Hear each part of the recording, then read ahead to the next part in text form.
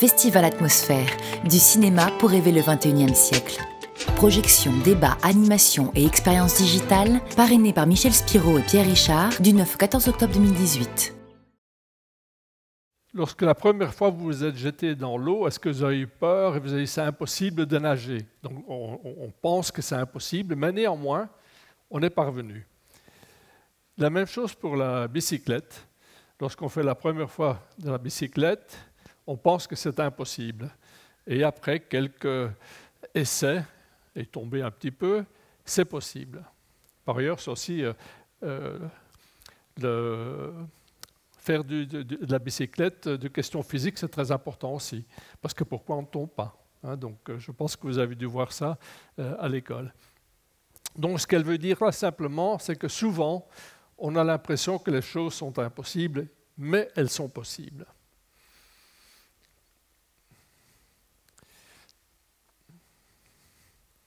Et là, c'est les voyageurs, c'est-à-dire que les êtres humains, depuis toujours, ont voulu explorer d'abord la Terre, mais pour des raisons diverses en réalité. Soit par curiosité, tout simplement pour voir ce qu'il y avait ailleurs. Les grandes explorations, et là je parle de Christophe Colomb par exemple, c'était pour des raisons commerciales d'abord. C'était vraiment pour trouver un autre chemin, pour aller vers l'Inde, vers l'Indonésie où tous les épices se trouvaient.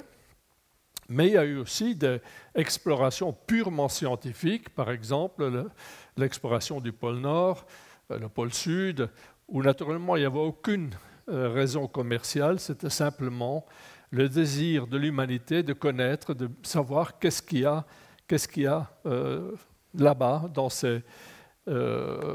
ces coins vraiment très difficiles pour y aller. Donc c'est vraiment quelque chose qui est dans notre nature, nous les humains, c'est de voir, d'explorer, de voir. Et une fois qu'on a fait, je ne vais pas dire le tour de la Terre, mais qu'on a vu à peu près ce qu'il y avait sur Terre, on a regardé naturellement les étoiles. Petit à petit, on a vu à partir du XVIe, XVIIe siècle que notre système solaire, comment il marchait. Ensuite, avec les télescopes qui sont venus plus puissants, on a vu qu'il n'y avait pas simplement notre système solaire, mais il y avait même toutes des galaxies, etc. Et donc, on a voulu savoir de plus en plus qu'est-ce qu'il y a au-delà de la Terre. Et ce que dit, ça c'est donc le premier pas sur la Lune, enfin une photo, et ce que dit Claudie, le 21 juillet 1969, premier pas sur la Lune, elle dit « Et je rêve ce nuit, en juillet 1969, quand j'avais 12 ans, le premier pas de l'homme sur la Lune. J'ai ressenti ce soir-là que c'était possible, que cette aventure pouvait être la mienne. Je n'ai pas tout à fait réalisé mon rêve, bien que je l'ai approché en visitant la station Mir et la Station spatiale internationale. Je suis déjà une privilégiée. » Voilà ce que dit Claudie de son rêve ce 21 juillet 1969. Quant à moi, je suis plus âgé. Mon premier rêve, c'était le 3 octobre 1957. C'était le premier lancement d'un Spoutnik.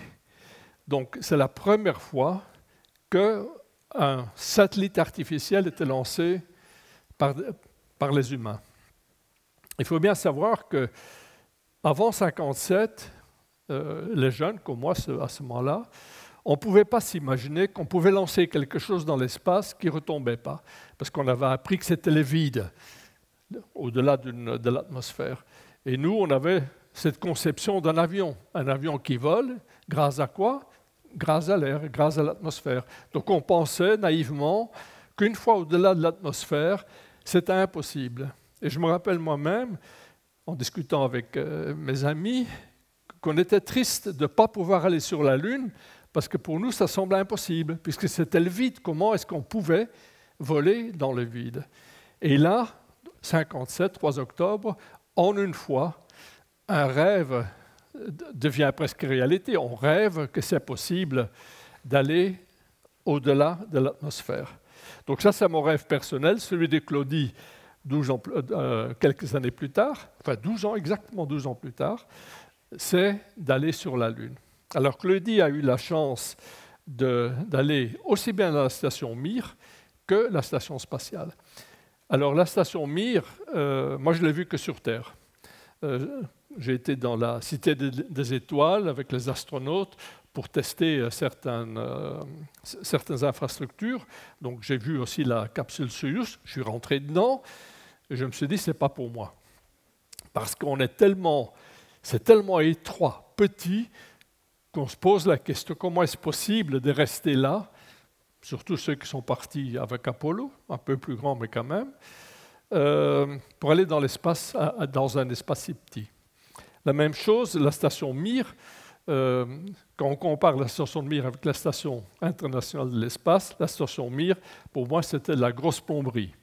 C'était vraiment une station solide, c'était vraiment la technologie russe, pas la technologie, comme on dit, high technology, mais ça marchait très très bien, tandis qu'ensuite, la station spatiale, c'est très, très différent. D'ailleurs, le Soyuz qu'on voyait tout à l'heure, l'image, donc la fusée qui est toujours utilisée aujourd'hui, est la même qui a envoyé Gagarin, le premier astronaute, dans l'espace. Donc c'est vraiment la technologie russe solide, bien que là, il y a Soyuz qui a raté, là, mais heureusement, il y a un système de sécurité qui font que les deux astronautes sont rentrés sains et saufs sur la Terre. Alors voici Claudia Agniré lors de son vol vers la station Mir. Alors la Lune. La Lune est très proche de la Terre. La Lune se trouve en moyenne 380 000 km de la Terre. Pour y aller, il faut à peu près 3 jours, donc ce n'est pas très loin. La station spatiale, elle se trouve à 400 km. Il faut 9 minutes. 9 minutes pour y aller. Donc c'est très très rapide. Si jamais on veut aller vers Mars, c'est beaucoup plus compliqué. Mars se trouve entre 55 millions et 400 millions de kilomètres. Donc c'est sur une orbite elliptique, donc ça dépend où vous êtes. C'est pour ça aussi qu'il y a des années, on lance les sondes vers Mars parce que la distance est la plus petite. Et puis il faut nous attendre pour qu'elles reviennent plus près de la Terre. Pour aller sur Mars, il faudrait minimum 6 mois, ce qui est naturellement très long, avec tous les dangers de radiation en particulier. Alors la Lune est un peu notre histoire. La Lune a un statut très particulier dans notre culture. Il y a beaucoup de mythes sur la Lune. Par exemple, les loups-garous, les réunions des sorcières, ou des mythes, comme dit Claudie, des mythes contemporains. Par exemple, l'influence de la Lune sur l'humeur des femmes. Voilà, c'est quelque chose de contemporain comme mythe. Mais c'est vrai que la Lune est quelque chose qui, automatiquement, en particulier lorsqu'il y a la pleine Lune, on regarde, ça nous attire. Et quant à moi, ce que j'adore dans les différents mythes de la Lune, c'est la princesse Chang'e, qui est donc la princesse avec son lapin blanc. C'est donc un mythe chinois. Et d'ailleurs, le programme chinois s'appelle Chang'e. C'est donc le nom de cette fameuse princesse. Donc on voit dans toute notre culture quand même que la Lune joue un rôle très important. L'origine de la Lune, on en discute toujours. Est-ce que c'est une fille de la Terre? Peut-être. Qu'elle s'est détachée de la Terre, c'est possible. C'est peut-être une sœur, peut-être que la Terre l'a attirée, mais qu'elle existait avant. On n'est pas sûr jusqu'à aujourd'hui. Je vous montre ici l'image de la Lune telle qu'on la voit de la Terre normalement. Et là, pour y aller, ça semble assez facile. Il y a les énormes océans, ou des marées, des mers, oui, des mers, on dit plutôt. Seulement, ce qui est beaucoup plus horrible, ce sont les pôles. On le voit un tout petit peu là, quand vous regardez le fond de la Lune. Les pôles Nord et les pôles, en particulier le pôle Sud, est vraiment très laid. Et ce sera important si jamais on veut se poser sur la Lune, pour choisir un endroit où c'est stable, où on ne risque pas d'accident. Alors, pour aller sur la Lune, donc, il faut 3 jours. On n'a jamais habité sur la Lune. Le maximum de temps qu'on a passé sur la Lune, c'est 75 heures. C'était Apollo 17. Avant ça, c'était plus court. Ça, c'est vraiment le maximum. Même pas 3 jours qu'on est resté sur la Lune. Donc, on ne peut pas dire que, oui, on a été sur la Lune plusieurs fois, mais on n'a pas vécu sur la Lune. Ça veut dire qu'on ne sait pas ce qu'il faut pour vivre sur la Lune. Donc ça, c'est vraiment déjà un défi si jamais on veut construire le village lunaire.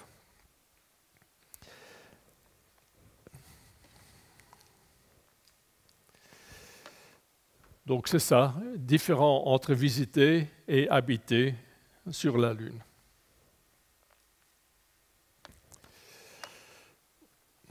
Ce que dit aussi Claudie, c'est que pour elle, lorsqu'elle a eu donc ses rêves en 69, elle s'imaginait la Lune peuplée par les Luniens de Lucien de Samostadt ou par les Sélénites de Cyrano de Bergerac. Donc elle avait des rêves vraiment de dire, elle avait 12 ans, hein, donc elle voyait cette Lune, la possibilité d'y aller, elle s'imaginait un monde particulier sur la Lune. Et naturellement, le fait d'avoir ces rêves l'a poussée à devenir astronaute, après des études, d'abord médecine, ensuite sciences, vraiment dans le but d'y aller. Et elle a eu la chance d'y aller 2 fois. Alors l'Europe essaye de, de pousser, de donner une impulsion à la reconquête, je dirais, de la Lune. C'est-à-dire que pendant quelques années, surtout après Apollo, hein, donc plusieurs dizaines d'années, la Lune a été délaissée. Ensuite, on a eu l'intérêt pour Mars. On a parlé beaucoup des vols habités vers la planète Mars. Mais on s'est rendu compte que pour aller sur Mars, c'est très compliqué. C'est très compliqué parce que si on part directement de la Terre, hein, la gravité de la Terre étant quand même très forte, pour aller jusque-là, il faut des fusées énormes. Juste pour donner l'ordre de grandeur, déjà pour aller sur la Lune, Saturne V faisait plus de 100 mètres de haut. Tout ça pour mettre sur la Lune un tout petit module lunaire. Donc vous voyez, si vous voulez aller sur Mars, la complexité. Et on a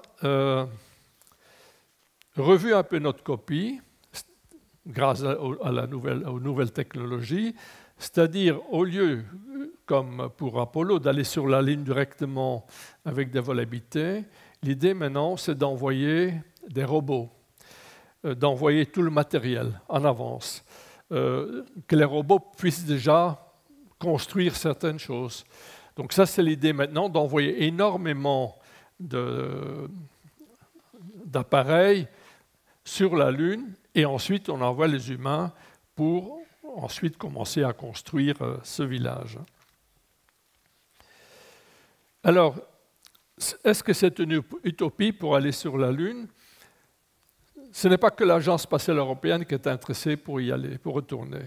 On a, heureusement, quelque part, enfin heureusement je pense pour ceux qui voudraient y retourner, il y a eu dans le passé la concurrence entre le bloc soviétique et américain, et grâce à ça, on a été sur la Lune en 1969.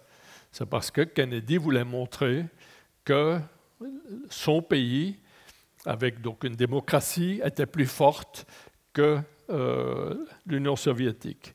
Il faut savoir, enfin je ne sais pas si dans la salle il y a des personnes de mon âge, donc qui ont vécu 1957 le premier lancement, c'est qu'on était inondé à la télévision à ce moment-là par des images que les Américains allaient lancer un satellite. Et ils rataient. On voyait les fusées s'écrouler, etc. Les Russes, enfin l'Union soviétique, n'avaient jamais parlé d'idée d'envoyer un satellite autour de la Terre.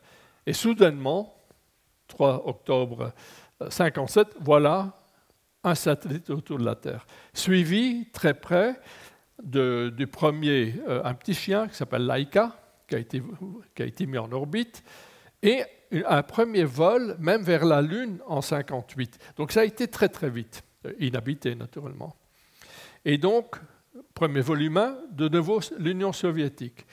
Premier vol d'une femme, de nouveau l'Union soviétique. Donc les Américains, pour des raisons de propagande naturellement, aussi bien du côté de l'Union soviétique américaine d'ailleurs, voulaient absolument aussi montrer qu'ils pouvaient faire la même chose. Et ça, c'est l'origine de lorsque Kennedy a parlé qu'on ira sur la Lune à la fin de la décennie, donc en 1969.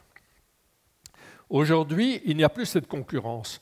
Il n'y a plus de l'Union soviétique. Donc, il n'y a plus cette concurrence.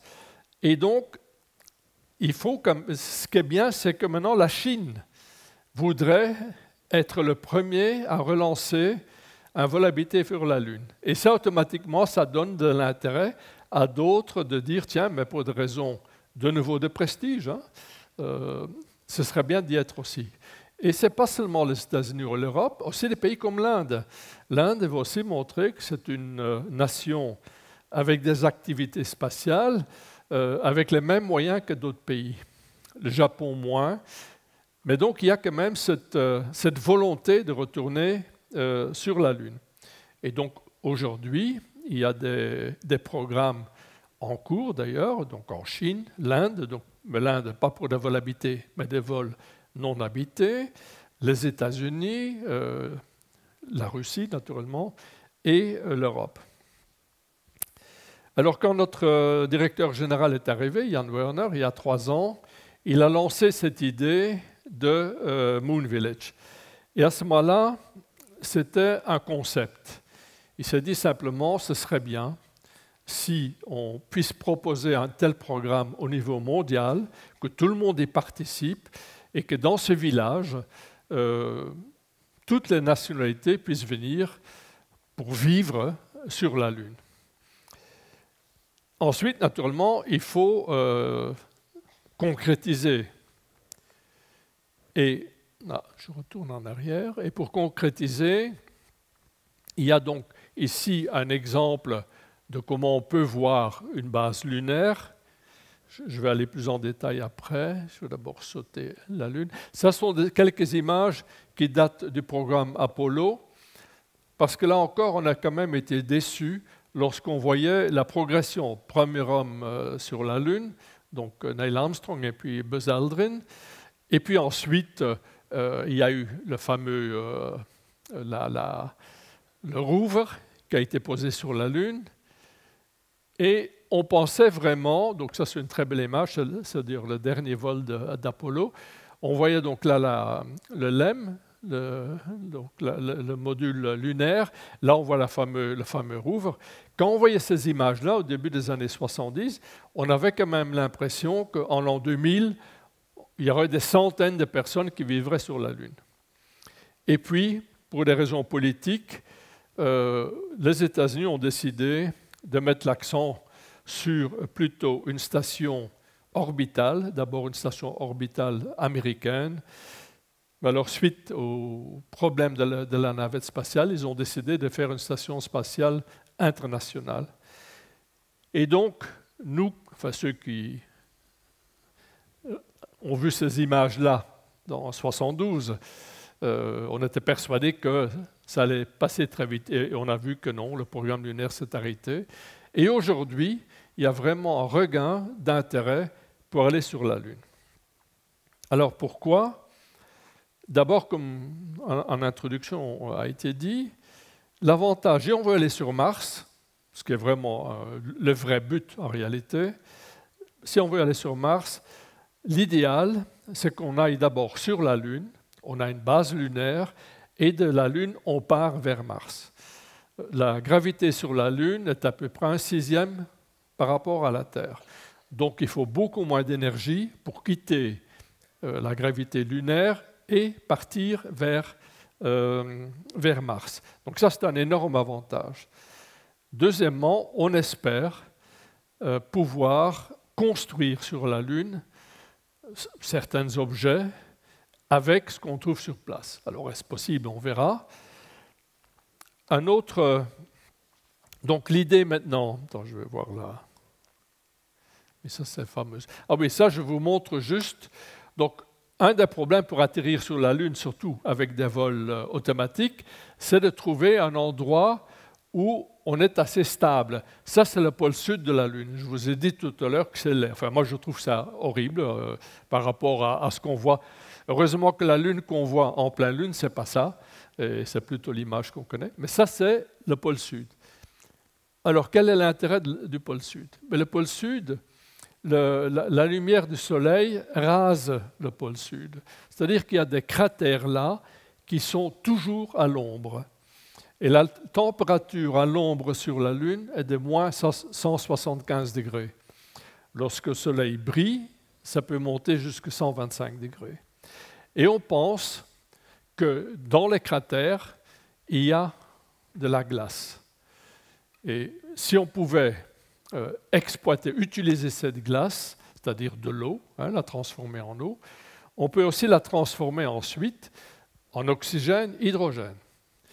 L'eau même, on peut l'utiliser pour cultiver des plantes sur la Lune, notamment dans des abris, pour nourrir les astronautes qui sont sur place.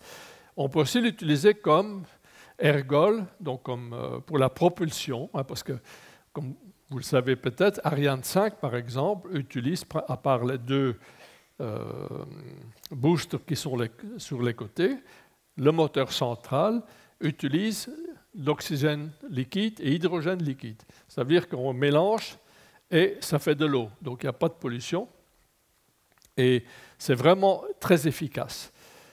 Si sur la Lune, on trouve des quantités de glace suffisantes, on espère quand même, on peut en effet utiliser ça éventuellement comme ergol, ou même au début pour que les humains puissent vivre là. Sur la Lune, il y a de l'oxygène. Pas l'oxygène en tant que gaz, mais il y a des oxydes. Donc il est relativement facile d'extraire du sol lunaire l'oxygène. Ce qui manque, c'est l'hydrogène. Il n'y a pas d'hydrogène sur la Lune. Enfin, il y a quelques particules par mètre cube, mais enfin, il n'y en a pas vraiment. Ça veut dire qu'il manque de l'hydrogène pour faire soit de l'eau, soit l'utiliser comme ergol. Et cela rentre en un autre élément. On sait que sur certains astéroïdes, ou dans certains astéroïdes, il y a aussi de la glace et donc de l'eau. Donc l'idée, c'est, à partir de la Lune, d'avoir des missions vers des astéroïdes. On va extraire des astéroïdes l'eau. Par exemple, si les astéroïdes sont relativement petits, on peut mettre une sorte de ballon autour, on chauffe l'astéroïde, on récupère l'eau qu'on ramène sur la Lune. Donc ça aussi, c'est un élément important pour la production sur la Lune de l'hydrogène et oxygène. Et on ne peut pas faire sur la Terre, c'est beaucoup plus facile sur la Lune. La même chose si on veut exploiter les ressources minières des astéroïdes. On sait qu'il y a surtout du nickel, platinium, mais surtout le mot m'échappe en... Martine, tu l'as dit tout à l'heure, les terres rares. Oui, parce que je dois m'excuser, mais d'habitude, je parle... Le français n'est pas ma langue maternelle, et d'habitude, tout est fait en anglais, donc parfois, les mots m'échappent. Donc, les terres rares, ce qui est très important pour tout ce qui est téléphone portable, les ordinateurs, etc. Donc, sur Terre, exploiter les terres rares, c'est très, très polluant. Et il faut dire aussi que pour l'instant, c'est un monopole presque chinois. Et on pense que dans certains astéroïdes, il y a en effet des terres rares. Donc l'idée, c'est d'exploiter ces astéroïdes. Par exemple, on peut soit le faire sur un grand astéroïde, soit le couper en morceaux, et donc l'envoyer s'écraser sur la Lune, et puis l'exploiter sur la Lune. Un autre problème sur la Lune, comme il n'y a pas d'atmosphère, c'est que, attends, je vais voir, c'est qu'il n'y a pas de protection contre les radiations solaires. Et donc, s'il y a une éruption solaire, on a un certain temps, parce que les éruptions solaires, les particules voyagent moins vite que la lumière. Donc, on a un certain temps, parce que par la lumière, on voit qu'il y a l'éruption, les particules eux-mêmes vont être un peu plus retardées. Donc, on a le temps de se mettre à l'abri. Donc l'idée, c'est vraiment d'avoir d'énormes couches là autour pour se protéger contre les radiations solaires. Donc il faut chercher un endroit, soit artificiel, comme ici, hein, on l'a fait, soit souterrain. Il y a... non, ça c'est pour... Ceci montre... la construction par des imprimantes 3D des constructions. Donc l'idée, c'est d'utiliser le sol, le régolithe, de le transformer et de faire au fond des maisons imprimées avec des imprimantes 3D. On est en train de tester cette technologie sur Terre. D'ailleurs, on a déjà imprimé, vous l'avez déjà vu, on a imprimé des maisons. Aujourd'hui, on imprime déjà des maisons pour y habiter. Donc ça existe. Le problème, naturellement, sur la Lune, c'est que les matériaux, en particulier le régolithe, ce sont des poussières très très fines et on n'a aucune expérience. Hein. On a eu quelques échantillons, c'est tout. On a un peu peur que ces particules fines vont abîmer assez vite la structure des appareils. Donc il est évident qu'après avoir porté tous ces instruments, ces imprimantes sur la Lune, etc., une fois que les humains seront là, on va commencer à les utiliser. Et je suis persuadé qu'on fera sur la Lune beaucoup d'inventions, de technologies nouvelles qui sont sans aucun intérêt pour la Terre, mais qui sont vraiment typiquement pour la Lune, éventuellement sur Mars.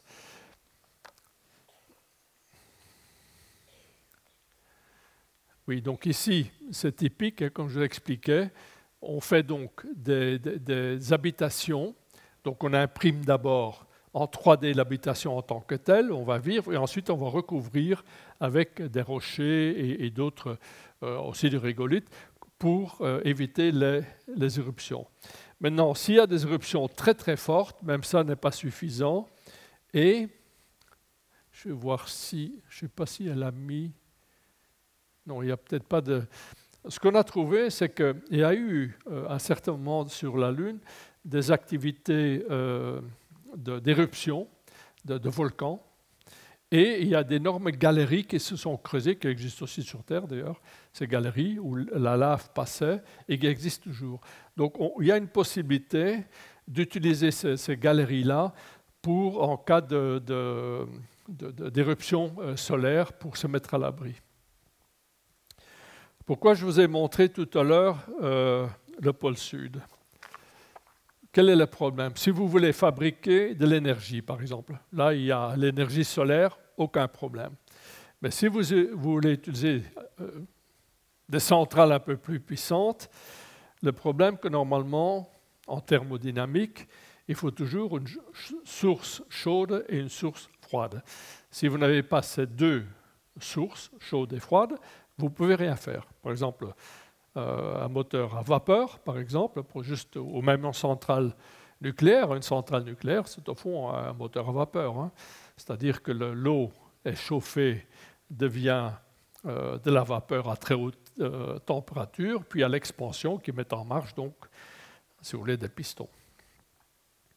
Mais ensuite, une fois que l'eau est utilisée, on a la vapeur, température plus basse. On ne peut pas réutiliser cette vapeur. Donc, qu'est-ce qu'on fait?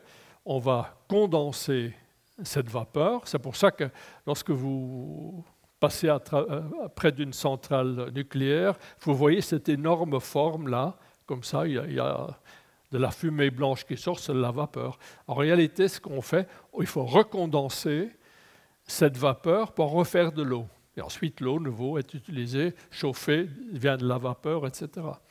Donc, il faut, pour recondenser cette vapeur, une source froide, qui dans le cas de centrales nucléaires, simplement l'atmosphère. Sur la Lune, il n'y a pas d'atmosphère. Donc, on ne peut pas dégager de la chaleur comme on fait sur Terre. Hein, si vous avez un conditionnement d'air, par exemple, vous utilisez un ventilateur simplement pour dégager la chaleur, parce qu'il y a de l'air. Sur la Lune, ça n'existe pas. Donc, c'est un problème majeur pour la fabrication d'énergie. Ensuite, la Lune, il y a le cycle lunaire. C'est-à-dire que si vous mettez votre base, par exemple là, au milieu de la Lune, avec des panneaux solaires, quand c'est la pleine Lune, aucun problème. Et puis la Lune, naturellement, elle va décroître, etc. Et à certain moment, vous n'avez plus rien.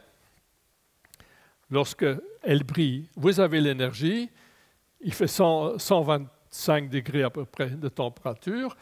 Une fois que vous êtes dans la phase de Lune où c'est à l'ombre, vous êtes à moins 175 degrés et vous n'avez plus d'énergie.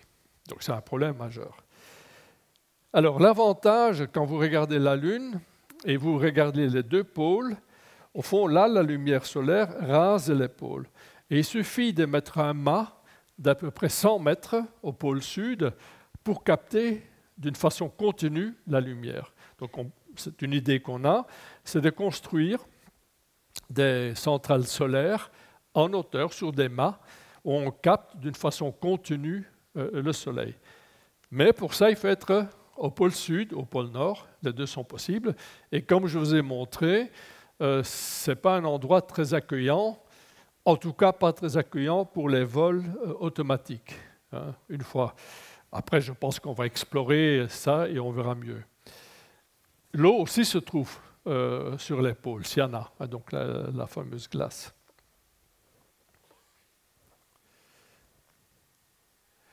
Alors l'idée de notre directeur général, c'est d'avoir un consortium qui va définir ce que pourrait être ce village lunaire, un consortium dans lequel il y aura tous les agences spatiales, tous les États qui veulent participer, mais aussi des intérêts privés, s'il y a des compagnies qui pensent qu'on puisse faire du commerce sur la Lune, ils feront aussi partie de ce consortium. Ensuite, on va voir combien d'argent il faut, et finalement, il y aura la décision politique. Alors, les sommes qui sont souvent avancées de centaines de milliards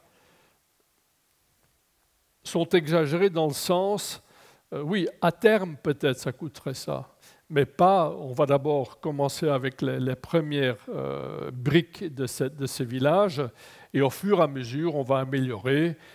Et à ce moment-là, c'est vrai qu'il y aura des coûts supplémentaires, mais on peut le faire aujourd'hui avec la technologie qui existe, les lanceurs qui sont là, on peut le faire à un coût raisonnable.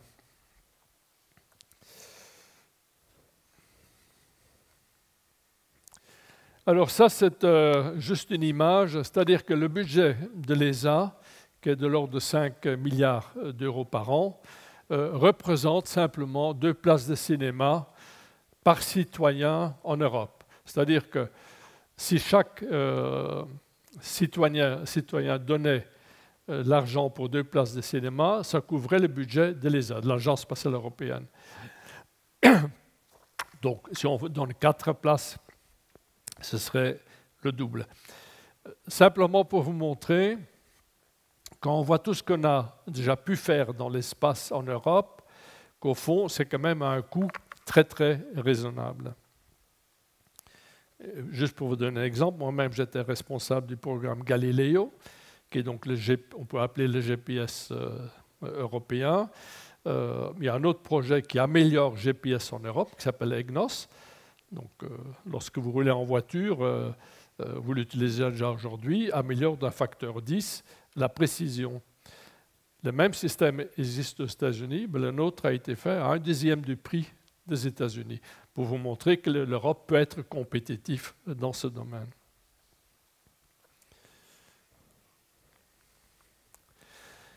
Alors, le village lunaire aussi, qui va aller là-bas?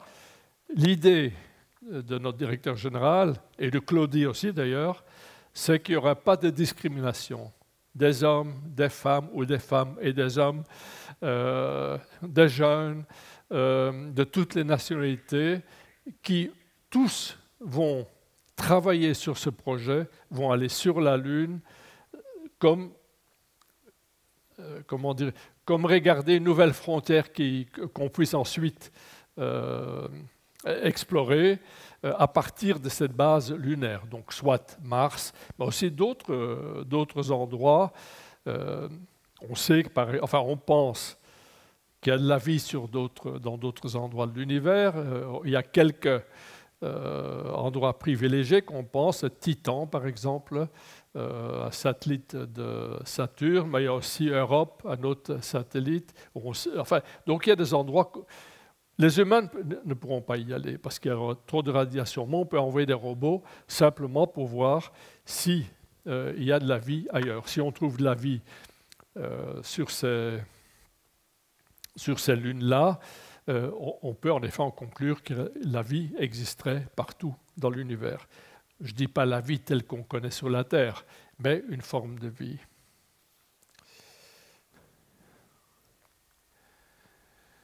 Alors, ici, ce que dit Claudie, parce que Claudie parle, il dit, oui, au fond, ma vie, j'ai eu beaucoup de rêves dans ma vie, j'en ai réalisé, et en ce qui concerne le village lunaire, son rêve, c'est d'avoir un programme Erasmus Moon Village, où votre génération, là je parle aux jeunes dans la salle,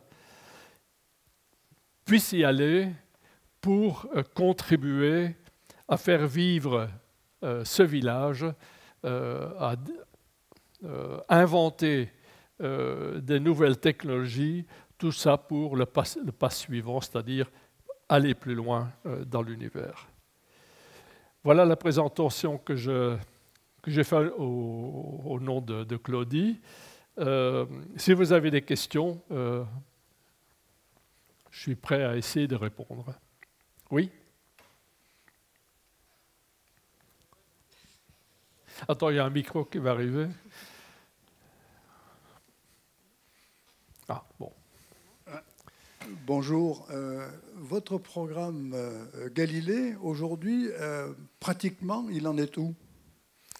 Ben, le programme Galilée est opérationnel. Donc on a, au début, on pensait lancer 30 satellites, avec 27 qui étaient opérationnels, mais on a changé avec 24 satellites et 6 qui sont là en stand-by, et ils marchent. Donc, alors ce qu'il faut savoir aussi, c'est que lorsqu'on a commencé avec Galileo, on a négocié avec les Américains, d'abord pour des raisons, disons, militaires, que les deux systèmes soient compatibles. Et donc, on a négocié de telle façon que le signal GPS contient le temps Galileo et notre signal Galileo contient le temps GPS. Enfin, ça n'a rien à voir avec la Lune, mais juste donc, un système de navigation par satellite, là-bas, c'est le temps. Donc il y a un signal qui part d'un satellite, arrive sur Terre. On sait que ça passe à la vitesse de la lumière. Si on connaît la position exacte du satellite et le temps lorsque le signal est parti, on peut calculer cette distance. Si vous avez 3 satellites, vous pouvez calculer. Le seul problème, c'est le temps, puisqu'on parle d'un temps d'au moins 10 exposant moins 9 secondes. Il faut aussi une référence de temps. C'est le 4e satellite. Et donc, parce que si vous avez une montre qui est exacte à, je sais pas, 1 millième de seconde, par exemple, l'erreur est quand même de quelques milliers de kilomètres. Donc, si elle est juste à 1 seconde, c'est 300 000 kilomètres. Donc, il faut des horloges qui soient très, très précis. Et donc, ce que moi j'ai découvert quand j'ai commencé avec ce projet, c'est que le temps universel est quelque chose qui est calculé a posteriori. Moi, j'avais vraiment l'impression qu'il existait un temps qui était pour tout le monde. En réalité, non. Dès que vous allez dans le tout petit, donc dans les nanosecondes, chaque pays, si vous voulez, a son propre temps. Donc le système GPS a son temps, Galilée a son temps. Si vous voulez utiliser les deux systèmes GPS et Galilée en même temps, donc dans votre voiture par exemple, là, ou vos portables, il faut que vous connaissez, votre téléphone en tout cas, votre récepteur connaît la différence entre le temps GPS et le temps Galiléo. Et on a négocié que chacun va émettre le temps de l'autre. Ça veut dire que quand vous vous promenez, vous prenez votre téléphone, c'est votre récepteur qui va décider quel satellite il va utiliser. Il va regarder quels sont les satellites qui sont le mieux positionnés, par exemple 2 GPS de Galiléo ou 3 GPS à Galiléo, c'est lui qui va choisir. Et grâce à sa compatibilité, vous l'utilisez sans le savoir.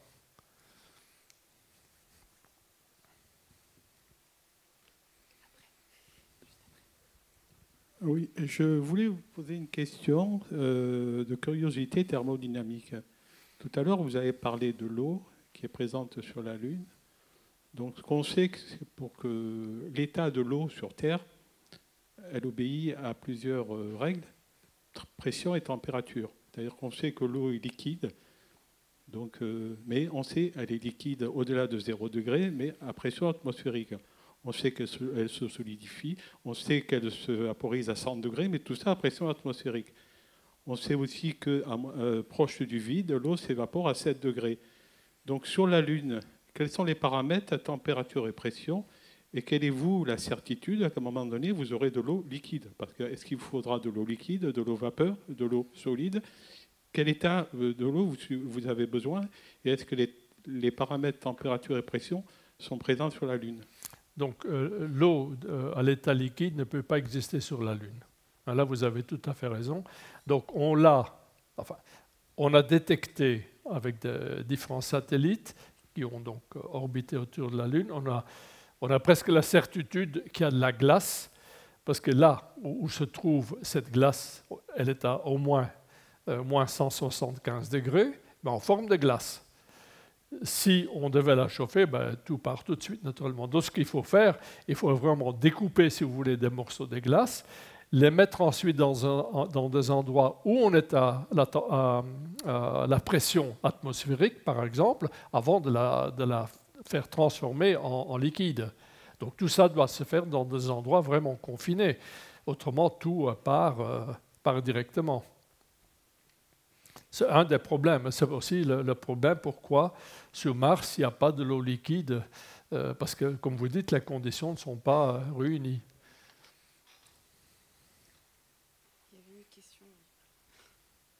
Il y avait un petit garçon là qui voulait poser une question, non? Oui, bonjour. Bonjour. Je voudrais savoir si vous n'avez pas peur de vous faire doubler par les milliardaires américains, là, SpaceX et Bezos, là, avec leurs projets. Est-ce qu'ils sont, ils sont pas dans le consortium dont vous avez parlé, là, je suppose? Ouais, SpaceX, c'est vrai que pas tellement pour la Lune, mais ça pose des problèmes pour Ariane. Hein, c'est-à-dire que Ariane aujourd'hui, donc Ariane 5, a à peu près entre 50 et 60% du marché des gros satellites. Parce que Ariane est très bon pour lancer des gros satellites dans l'orbite géostationnaire. Musk, avec son Falcon 9 en particulier, les prix sont beaucoup plus bas. Et c'est là où il y a vraiment un danger. Juste un tout petit peu d'histoire. Lorsque, dans les années 60, 67, 68, on avait pensé en Europe d'avoir un lanceur. Donc il y avait les Américains et les Soviétiques qui existaient. Il y avait une fusée française, une fusée anglaise à ce moment-là. Et lorsque Macmillan, c'était le ministre des Affaires étrangères, est venu à Paris pour discuter sur un programme spatial, les Européens, en particulier les Français, disaient « Nous, il nous faut un lanceur pour aller dans l'orbite géostationnaire ». Et Macmillan disait « Non, ce n'est pas nécessaire ». Parce que si on a besoin de lancer des satellites de télécommunications, les Américains vont le faire, enfin, etc. Dans les années 70, on construit un satellite qui s'appelle Symphonie de télécommunications. Et l'Europe, c'était la France entre autres, demande aux États-Unis de lancer ce satellite. Et les Américains disent, d'accord, si c'est pour faire des expérimentations, mais pas pour avoir un service de télécommunications commercial. On refuse de lancer ça. Ça voulait dire quoi? Ça voulait dire que les Américains voulaient garder le monopole de l'accès à l'espace, à part les petits satellites scientifiques. Ensuite, l'Europe a eu raison, enfin en particulier la France et la Belgique et quelques autres pays, contre l'Angleterre pour dire qu'il faut développer un lanceur capable de lancer des satellites géostationnaires. Et c'est ce qu'Ariane a fait. Et Ariane est devenu un succès. Pas seulement un succès pour l'Europe, en réalité, l'accès à l'espace mondial, le libre accès à l'espace est garanti par Ariane. Parce que nous, en Europe, on ne fait pas de discrimination. On ne fait pas de discrimination pour dire « Ah, ce pays, on n'aime pas » ou « Cette application, on n'aime pas ». Tout le monde est le bienvenu pour être lancé par Ariane. Qu'est-ce qui peut se passer maintenant? Avec Elon Musk, avec son lanceur puissant, très très bon d'ailleurs, ancienne technologie, ce n'est pas une nouvelle technologie, ce qui n'est peut-être pas plus mal, mais enfin. Ils peuvent en effet reprendre ce marché et ça pourrait conduire à la faillite d'Ariane Espace. Ce n'est pas exclu. C'est donc un danger.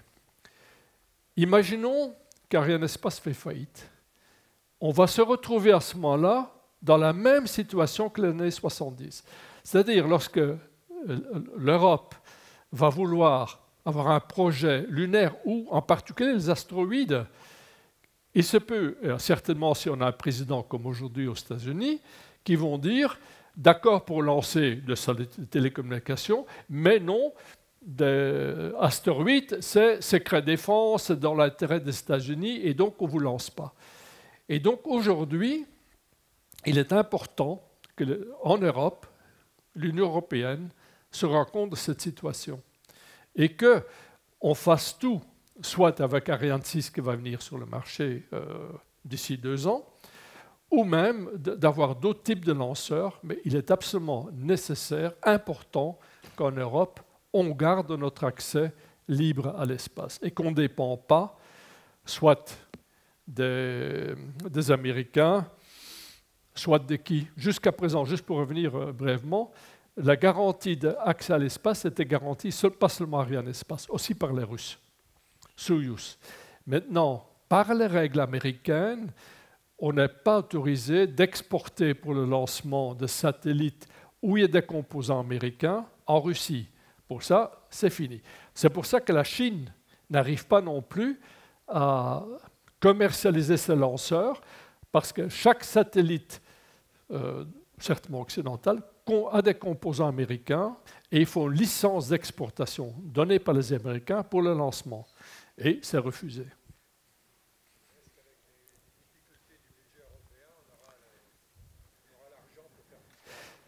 Il y a de l'espoir. Il y a de l'espoir parce que quand moi j'ai commencé donc, avec le projet Galileo, on a dû se battre très très fort parce qu'il y avait tout le lobby américain. Il fallait l'unanimité. Il y avait des pays comme l'Angleterre, les Pays-Bas, le Danemark, qui étaient contre le projet Galileo. Parce qu'ils disaient, GPS c'est gratuit, pourquoi il faut l'avoir en Europe? Bon. Et en effet, là je dois dire le budget qui est prévu pour... dans le nouveau cycle budgétaire de l'Union européenne, on prévoit à peu près 30 milliards d'euros pour l'espace. Donc il y a un espoir, il y a quand même... mais il faut être vigilant.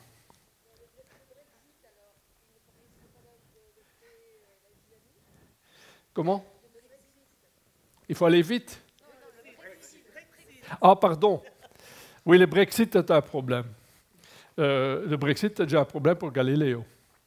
Parce que le Royaume-Uni, au fond, était le leader pour tout ce qui est application gouvernementale, pseudo-militaire, je dirais, parce qu'on ne peut pas utiliser, on peut pas dire que c'est militaire, mais disons militaire. Donc tout le cryptographie est fait par les Anglais. Et si les Anglais quittent, les autres de l'Union européenne ont dit on arrête l'accès de la Grande-Bretagne au signal, ce qu'on appelle PRS, donc le signal gouvernemental, Public Regulated Service, ça veut dire. Et ça veut dire qu'on va trouver d'autres moyens de cryptographie. Et les Anglais, maintenant, disent, bah alors, rendez-nous l'argent qu'on a investi dans ce domaine. Donc, c'est compliqué, c'est compliqué. Bonjour, une petite question sur le calendrier, ici. À quelle échéance voyez-vous émerger ce Moon Village? Et par extension, à quelle échéance on peut envisager un vol habité vers Mars? Tout ça dépend naturellement de... Enfin, il y a deux aspects, l'aspect technologie et l'aspect politique. Hein. L'aspect technologique, je pense que pour construire un Moon Village, on pourrait le faire dans les 10 ans. C'est faisable. Il faut naturellement une volonté politique, mais on a l'avantage, comme je disais tout à l'heure, qu'il y a quand même ce désir de la Chine et qui pousse beaucoup, qui naturellement excite les autres pour dire il faudrait y aller aussi. Et puis il y a surtout Mars. Mars qui est, je dois dire aussi, il y a beaucoup de start-up qui sont créées pour l'exploitation des astéroïdes. Et si vraiment on veut exploiter des astéroïdes, il faut une base lunaire. Question donc pour Mars, personnellement, s'il y a vraiment une volonté, on pourrait y aller dans 20 ans. Le problème, Mars, pour y aller, c'est pas compliqué d'y aller. Ce qui est compliqué, c'est se protéger contre les rayons. C'est-à-dire que pendant 6 mois, vous allez voyager. Si pendant ces 6 mois, il y a une éruption solaire, ils sont morts, les astronautes. Ça, c'est clair, avec les technologies qu'on connaît aujourd'hui.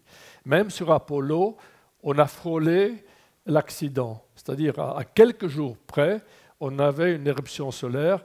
Si vraiment c'était décalé, ils étaient morts. Donc, le grand problème aujourd'hui, c'est vraiment le voyage Terre ou Lune, Mars, pour la protection des astronautes contre les radiations. Ça, c'est vraiment le grand problème. Ensuite, sur Mars, on pense aussi qu'il y a beaucoup d'eau sur Mars, hein, en forme de glace dans le sol. Hein. Bonjour. L'Europe ne s'est jamais lancée dans le spatial appliqué à l'humain. Et est-ce que pour faire le Moon Village, il ne va pas falloir que l'Europe commence à budgéter un peu du vol spatial humain européen? Je sais qu'il y a eu des tentatives avec une mini-navette dont le nom était Hermès, je crois. Hermès, oui. Mais ça n'a pas abouti. Est-ce qu'il y a des projets de nouveau? D'abord, juste pour l'histoire d'Hermès, c'était une décision politique entre la France et l'Allemagne. L'Allemagne voulait la station spatiale et la France voulait autre chose, c'était Hermès. Moi, j'y étais à ce moment-là, j'ai bien vécu tout ça. On a voulu aller trop vite, avec le résultat que ça nous a coûté beaucoup d'argent. On a appris beaucoup, hein, donc là aussi, il ne faut pas croire que l'argent était jeté. Tout ce qu'on a appris pour ce qu'on appelle le re-entry, donc pour entrer par l'atmosphère, on l'a appris par Hermès, par les études d'Hermès. Et on en aura besoin ensuite si on fait des projets lunaires. On n'a pas de lanceur pour les humains. C'est trop compliqué. L'Europe, et je pense que ce n'est pas justifié. Je pense que les voyages lunaires ou vers Mars seront internationaux. Je ne pense pas qu'un pays garderait le monopole pour cela.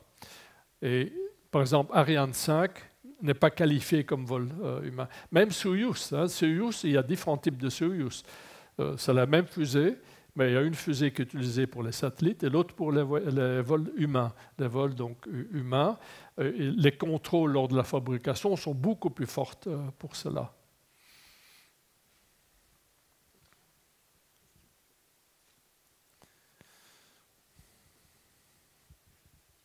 Comment est-ce qu'on envisage d'aller sur la Lune avec une fusée? Est-ce qu'on a les moyens de transporter la masse de matériel pour avoir vraiment construire une base sur la Lune? Il faut quand même pas mal de tonnes de matériel. Est-ce qu'aujourd'hui, il existe un lanceur qui est capable de faire ça? Et autre question, pourquoi est-ce qu'on n'envisage pas de partir de la station internationale pour aller sur la Lune? D'abord, la station spatiale internationale, elle se trouve à 400 km de la Terre, donc ce n'est pas très loin de la Terre. On est loin il y a encore une attraction malgré tout là, donc ce n'est pas suffisant pour aller sur la Lune. Ensuite, la construction de cette base n'a pas été conçue pour... On lance, ce qu'on fait de la station, on lance beaucoup de petits satellites. Ça, on fait. Hein, donc, quand il y a donc des cargos qui sont envoyés vers la station spatiale, et de là, on peut lancer des satellites. Satellites en orbite basse, hein, jusqu'à 700 km, 800 km. Donc ça existe aujourd'hui, en particulier avec les CubeSats, hein, donc les petits satellites. Non, le Falcon 9, par exemple, le Falcon 9 de Musk, lui, est capable d'envoyer sur la Lune. Alors, quelle est la grande différence en coût? Lorsqu'on avait Saturn V était une fusée très très chère, conçue pour envoyer des gens sur la Lune. Donc il fallait une, comment on dit ça, reliability, pour le mot anglais, voilà, très haute pour que les gens ne meurent pas. Maintenant, si c'est pour du cargo, on peut avoir des lanceurs un peu moins coûteux. On les a. Ensuite, d'autres possibilités, lorsque vous envoyez vers la Lune, c'est même d'utiliser une partie de la fusée sur la Lune. Et comme on a fait à certains moments, hein, quand les premiers types de stations orbitales étaient des morceaux de lanceurs. Hein, donc le lanceur qui était vide à l'intérieur, qu'on avait utilisé comme endroit pour mettre des instruments ensuite. Hein. C'était Skylab, par exemple. Hein. Donc, pour y aller, c'est possible. Hein. Pas l'Europe. Hein. L'Europe avec Ariane 5 ou Ariane 6, c'est quand même les masses sont assez limitées qu'on puisse aujourd'hui envoyer.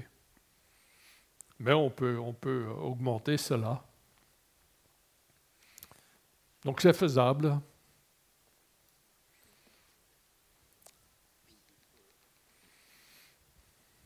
Oui, bonjour, merci.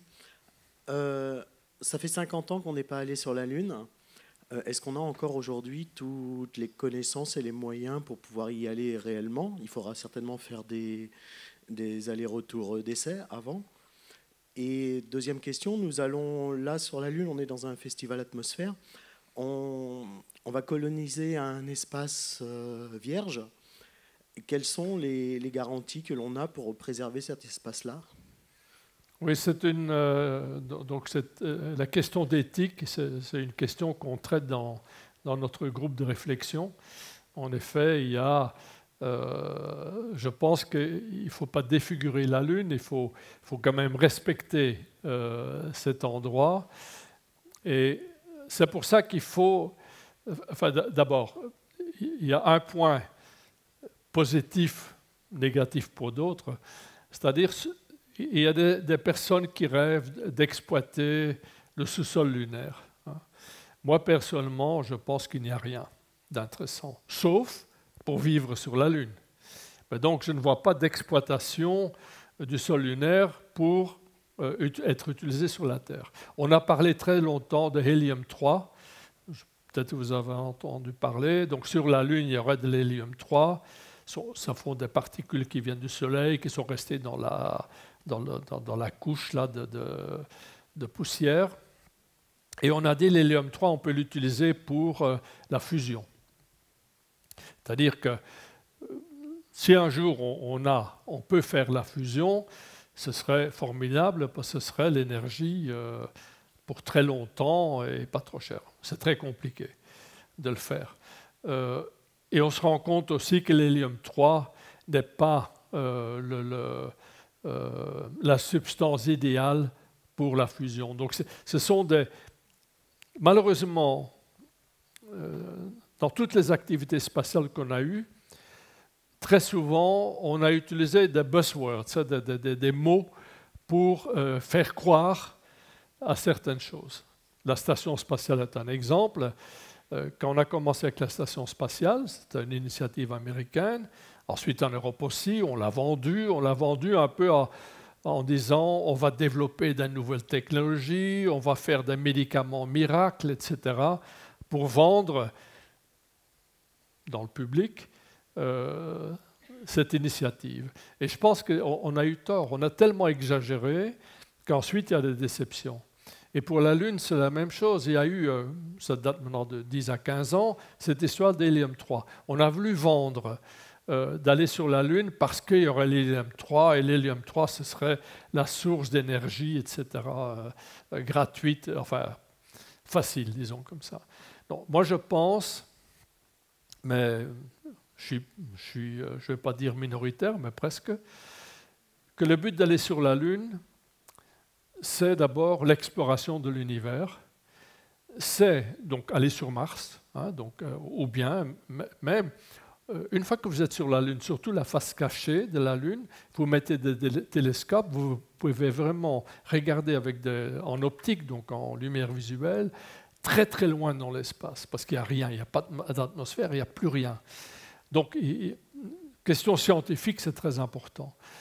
Ensuite, pour le reste, je ne vois pas d'autres, peut-être j'ai tort, hein, d'autres utilisations en masse, je veux dire. Hein. Maintenant, le danger. Le danger, c'est l'exploitation des astéroïdes.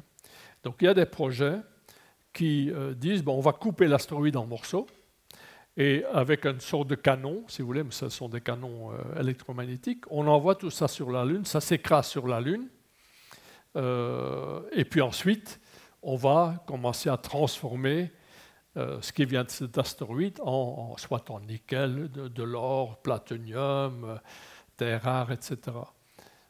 Ça, naturellement, peut poser un problème d'un point de vue éthique, si vous voulez, parce que là, on va vraiment défigurer la Lune. Un autre danger qui existe toujours, hein, c'est que est-ce qu'on va, d'une façon ou d'autre, apporter une forme de vie sur la Lune? En principe, il n'y a pas de vie sur la Lune parce qu'il manque... OK, dernière question. Parce qu'il y a tous ces rayons qui viennent, etc. Mais on ne sait jamais. Qui sait que si nous, on crée un environnement, parce qu'on va créer un environnement où les êtres humains puissent vivre. Il se peut très bien qu'on va créer ou contaminer le sol lunaire. Donc, il y a d'ailleurs, et ça c'est un nouveau côté positif, toutes les agences spatiales du monde sont mis d'accord sur un programme anti-contamination. C'est-à-dire que lorsque nous, l'ESA va envoyer une sonde sur Mars pour voir si la vie existe, cette sonde va être décontaminée, ça coûte des millions, mais c'est un nouveau accord international qui n'est pas un accord juridique, mais un accord simplement de bon sens pour décontaminer tout ce qu'on envoie dans l'espace, pour éviter justement de contaminer l'espace. Bon, toute dernière question pour le petit garçon. Si c'est possible, oui. Quelle matière prenons-nous si le régolithe ne marche pas pour fabriquer le village lunaire? Oui, on a fait des tests avec régolithe et sur Terre, ça marche. Donc, disons, on a presque la certitude que ça va marcher. Seulement, comme le régolithe est tellement fin, le danger, c'est que c'est un peu comme des nanoparticules, hein, qui sont tellement fins qu'ils vont rentrer dans tout le mécanisme de nos imprimantes en 3D, qu'ensuite tout tombe en panne. Donc ça, c'est vraiment un des défis majeurs qu'on aura, de développer. On va d'abord développer sur Terre. Seulement sur Terre, on ne peut pas simuler tout. Donc il se peut très bien, et moi je crois fortement, qu'on va installer une base lunaire, on va envoyer des gens, on va commencer à tester ça, et on va fabriquer sur la Lune des nouveaux instruments, des nouvelles imprimantes qui marcheront sur la Lune. Mais c'est un défi, en effet, et d'ailleurs, là, sur Mars, à l'ESA, donc on a un projet aussi pour aller sur Mars, on teste tout ça dans notre centre de recherche aux Pays-Bas, ben ça reste toujours des simulations. On ne sait pas exactement ce que ça va donner là-haut, mais on est optimiste.